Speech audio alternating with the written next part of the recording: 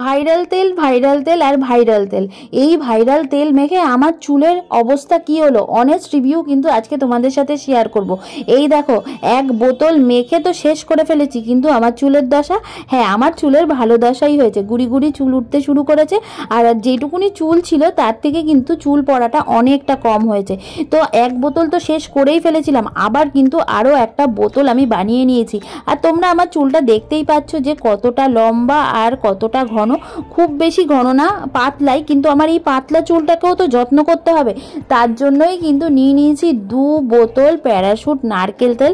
আর এই নারকেল তেলটা যে কোনো মুদিখানা দোকানে তোমরা পেয়ে যাবে। তো আর দেরি কেন, আমি যখন উপকার পেয়েছি, আমার পরিবারের সকল সদস্য বন্ধুদেরও চাই যে চুলটা যাতে ভালো থাকে, সেরকমই একটা তেল বানিয়ে দেখাতে।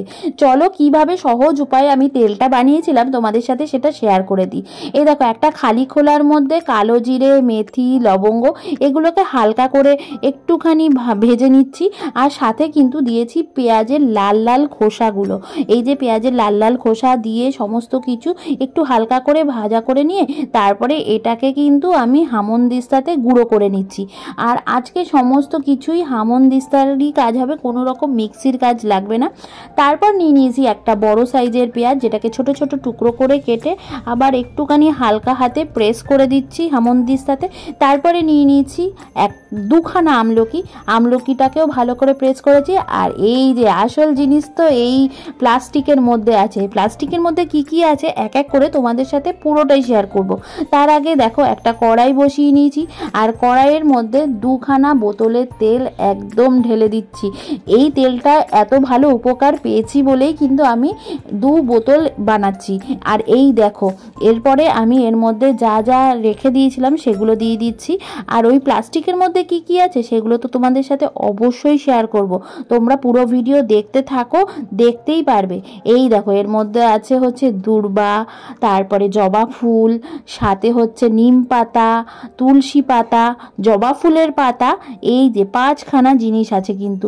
তো এরপরে আমি তেলটার মধ্যে এগুলো দিয়ে, আর গ্যাসের ফ্লেমটা কিন্তু একদম কম থাকবে, কোনো রকম বাড়িয়ে দেবে না, তাহলে কিন্তু সমস্ত কিছু তাড়াতাড়ি পুরো একদম ছাই হয়ে যাবে। তাই গ্যাসের ফ্লেমটা থাকবে কম।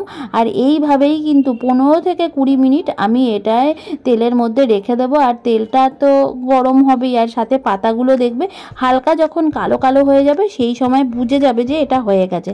তো এই দেখো, আমার তো সব কিছু দেওয়া হয়ে গেছিলো, একটা জিনিস দিতে আমি ভুলে গেছি, সেটা হচ্ছে অ্যালোভেরা। আমার মাথা একদিকে রান্না একদিকে ঘরের কাজ, সমস্ত কিছু করতে করতে আমি তো ভুলেই যাই।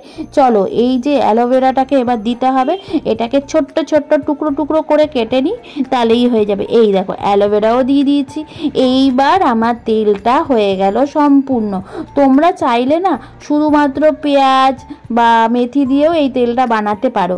চুলের যত সমস্যা আছে এই তেলটা মাখলে কিন্তু সমস্যা সব দূর হয়ে যাবে। চুলে যদি উকুন থাকে, খুশকি থাকে, চুল যদি কালো না থাকে, সমস্ত কিন্তু এই একটা মাত্র তেল, যেই তেলে তোমাদের পুরো মাথার চুল খুব ভালো হয়ে যাবে। সত্যি কথা বলতে আমারও কিন্তু খুব ভালো হয়ে গেছে চুলটা আগের থেকে অনেক। তো এই দেখো, এটা কিন্তু হয়েই গেছে। তারপরে আমি একটা ছাঁকনি নিয়ে নিয়েছি আর একটা বাটি নিয়ে নিয়েছি, যার মধ্যে এই তেলটাকে ঢেলে নেব। তারপরে এটা ঠান্ডা হলে এর মধ্যে থেকে চিপে চিপে কিন্তু আমি তেলটা বার করে নেব। দেখতে পেয়েছো কতটা তেল? তারপরে এটা আমি বোতলে ঢেলে রোজ না, ওই সপ্তাহে 2 দিন 3 দিন ইউজ করব। তারপরে পরের দিন শ্যাম্পু করে নেব, বা স্নান করতে যাওয়ার 2 ঘন্টা আগেও তোমরা এটাকে ইউজ করে রাখতে পারো। এই দেখো, আমি স্নান করতে যাব দুপুর 2টোর সময়, তাই আমি সকালবেলা 11টা নাগাদ এই যে চুলটায় এখন আমি এই তেলটা মাখবো। আর তোমরা দেখতে পাচ্ছ তো আগে আমার চুলটা কতটা রাফ ছিল, আর এখন অনেকটা ভালো হয়েছে। তাও আমি 3-4 দিন শ্যাম্পু করিনি, তাই আমার চুলটার এই অবস্থা। তো যাই হোক, এবার চলো তেলটা মাথায় মেখে স্নান টান তো করতে যেতে হবে। তো কেমন লাগলো তোমাদের এই ভিডিও অবশ্যই জানিও। আর ভিডিওটা ভালো লাগলে লাইক, কমেন্ট আর অন্যান্য বন্ধুদের জন্য শেয়ার করে দিও, যাতে তারাও অনেক উপকৃত হয়। টাটা, দেখা হচ্ছে আবার নতুন একটা ভিডিওতে।